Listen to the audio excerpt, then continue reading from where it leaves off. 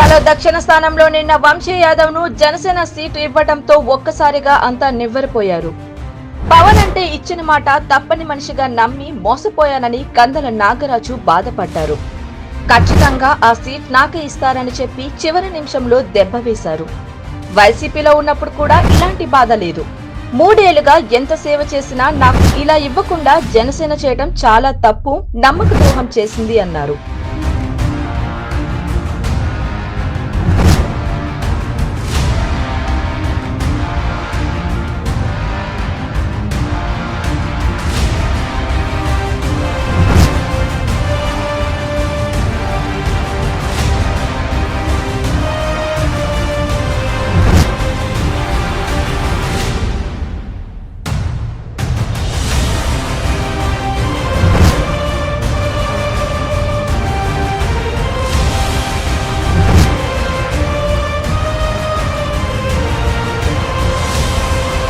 జనసేన నాయకుడు కందుల నాగరాజుకు బంగుపాటు తప్పలేదు. విశాఖ దక్షిణ నియోజకవర్గం సీట్ను ఆశించిన ఆయన జనసేన పార్టీలో చేరారు. అయితే కొద్ది రోజుల క్రితమే పార్టీలో చేరిన వంశీకృష్ణకు జనసేన దక్షిణ టికెట్ను ప్రకటించింది. దీంతో సౌత్ నుంచి పోటీ చేసి ఎమ్మెల్యే కావాలనుకున్న కందుల నాగరాజు ఆశలు గల్లంతయ్యాయి. అంతేకాదు తాను అనవసరంగా వైసీపీని వీడానని పశ్చాత్తాపం పడ్డారు. జనసేనలో చేరడం తాను చేసిన తప్పంటూ కన్నీరు పెట్టుకున్నారు. పవన్ కళ్యాణ్ స్వయంగా టికెట్ ఇస్తానని హామీ ఇచ్చి మోసం చేశారంటూ లబోదిబం అంటున్నారు. దీంతో కందుల నాగరాజు భావిత్వం ఏంటన్నది చర్చనీయాంశంగా మారింది. నగరంలో జనసేన ఉనికి తెచ్చిన నాకే నేను దేవుడిగా నమ్మిన పవన్ కళ్యాణ్ విశాఖ దక్షిణ సీట్ ఇస్తా అని ఇవ్వకపోవడం చాలా విచారకరం. ఇలా జరుగుతుందని కలలో కూడా అనుకోలేదని అన్నారు. సేవా లక్ష్యంగా ప్రజలతో మమేకమవుతూ ఎన్నో ఏళ్లుగా పార్టీ కోసం నాతో పాటు నడుస్తున్న నా కార్యకర్తలు, అభిమానులు తీవ్ర ఆగ్రహంతో ఉన్నారు. పవన్ తో పాటు మనోహర్, నాగబాబు నాకే సీట్ ఇస్తామని చెప్పారు. పొత్తులో భాగంగా వేరే పార్టీకి సీటు వెళ్లినా పొత్తు ధర్మంతో పార్టీ మాటకు కట్టుబడి ఉండేవాడిని. కానీ జనసేనకు సీట్ ఇచ్చి నన్ను పార్టీ అవమానపరిచిందని విచారం వ్యక్తం చేశారు. ఇప్పటికైనా పార్టీ పునరాలోచన చేసుకోవాలి, లేకుంటే తీవ్ర పరిణామాలు ఎదుర్కోవాల్సి ఉంటుంది.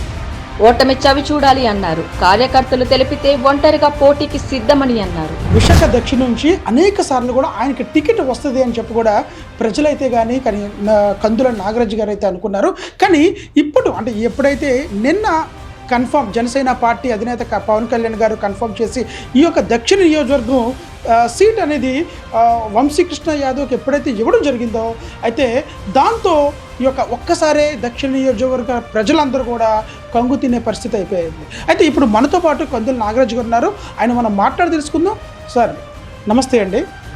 సార్ ఇప్పుడు దక్షిణ నియోజకవర్గంలో అనేక సార్లు కూడా మీరు చాలా సేవా కార్యక్రమాలు చేయడం జరిగింది.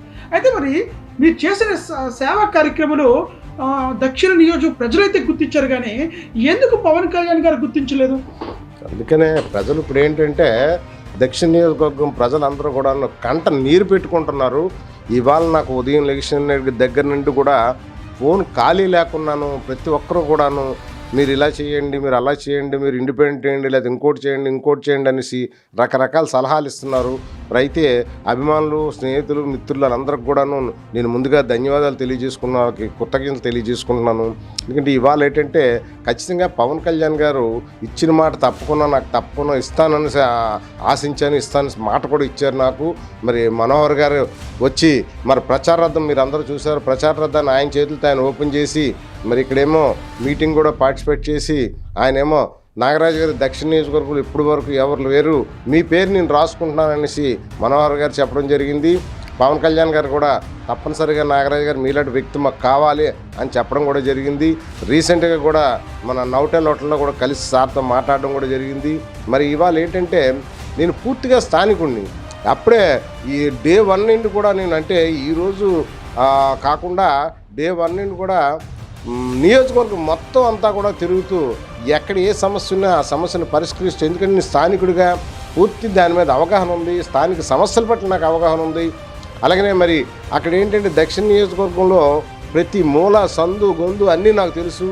10 రౌండ్ల పైన అప్పుడు ఆల్రెడీ డోర్ టు డోర్ తిరగడం జరిగింది. ఇవాళ మరి నాన్ లోకల్ వ్యక్తిని తీసుకొచ్చి ఇక్కడ పెట్టడం మూలంగా మరి చాలా ఇబ్బంది అయిన వాతావరణం.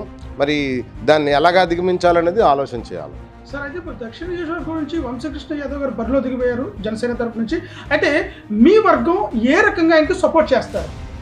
ఇంకా అది మరి వాళ్ళు ఎవరో ఇంకెంతవరకు ఏంటంటే వాళ్ళంతా కూడాను ఆల్రెడీ వచ్చారు, మాట్లాడుతున్నాం, వాళ్ళని మరి శాంతింపు చేయడానికి చూస్తున్నాం. మరి వాళ్ళు ఆవేశం, వాళ్ళ తాలూకు బాధ వాళ్ళకు ఉంది, నాకు చాలా మనస్తాపంగా ఉంది. మరి మమ్మల్ని ఎవరు కూడా కనీసం మాకు ఇంకొక ముఖ్యమైన బాధ ఏంటంటే మరి పవన్ కళ్యాణ్ గారు కానీ మనోహర్ గారు కానీ మమ్మల్ని పిలిచి కనీసం మాట్లాడి ఇలా చేస్తే బాగుంటుందా, అలా ఇలా బాగుంటుందా అని కనీసం మమ్మల్ని ఎవరిని అడగలేదు, సలహా కూడా అడగలేదు. ఇక్కడ స్థానికంగా ఉన్నటువంటి పెద్దలు మరి శివశంకర్ గారు ఉన్నారు, అలాగనే మరి బొలిశెట్టి సత్య గారు ఉన్నారు. మరి ఇంకా సత్య గారికి కూడా సీట్లు ఇవ్వలేదని చెప్పి ఆయన కూడా ట్విట్టర్లో అంటే ఒక బాధతో ఆయన పోస్ట్ చేయడం జరిగింది. అవును, అదే ఇప్పుడు కనీసం ఎందుకంటే వాళ్ళు సీనియర్స్, వాళ్ళైనా కనీసం పిలిచి ఎవరైతే ఇక్కడ బాగుంటారని అడిగే సందర్భం రాలేదు. మరి మేమందరం అదే అదే అదే అదే అదే అలాగే కార్పొరేటర్లుగా ఉన్నాం, మరి మమ్మల్ని ఎవరిని కార్పొరేటర్లు కూడా పిలిచి అడగలేదు. మేము డే 1 నుండి కష్టపడుతున్నాను.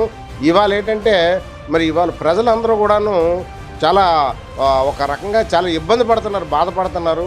మరి దీన్ని పవన్ కళ్యాణ్ గారు కూడా అర్థం చేసుకోవాలి. ఎందుకంటే ఆయన ఎక్కడో ఉండి ఆయన ఏమనుకుంటున్నారంటే ఇవాళ పవన్ కళ్యాణ్ గారు చెప్పారు, ఆయన మాటకు మేము తిరగలేదు, ఆయన మాట కట్టుబడి ఉంటాం. కానీ ఎంతవరకు స్థానికంగా ఎవరికి ఇస్తే మేము ఒకసారి ఆలోచన చేసేవాళ్ళం. కానీ ఆయన స్థానికేతరుడు, ఆయనేమో మరి ఇక్కడ ఆయన కమ్యూనిటీ కూడా లేదు. తర్వాత ఆయనకు నియోజకవర్గం ఎక్కడా పూర్తిగా తెలియదు. అయితే ఇప్పుడు ఈ క్షణంలో మీరు అనేక కార్యక్రమాలు అయితే చేయడం మొదలుపెట్టారు.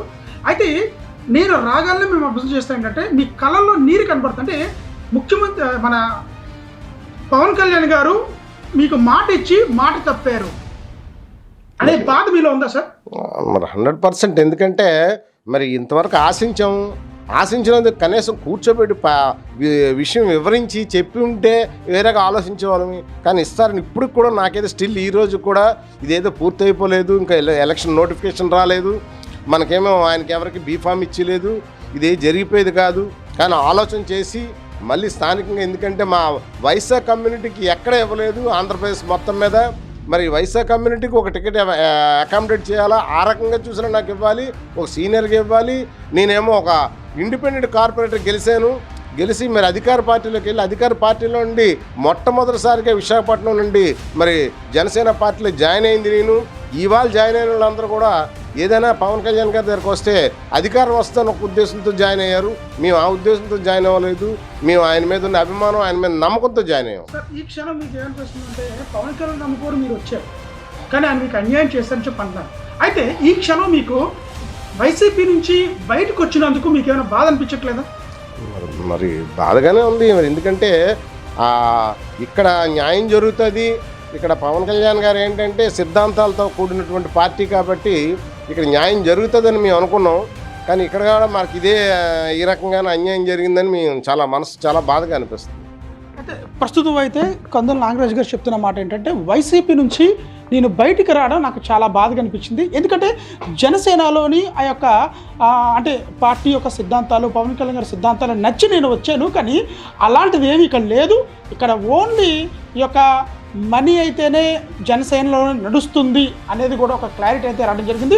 కెమెరామ్యాన్ జీవన్తో రాకేష్, AP16 న్యూస్, విశాఖ నుంచి.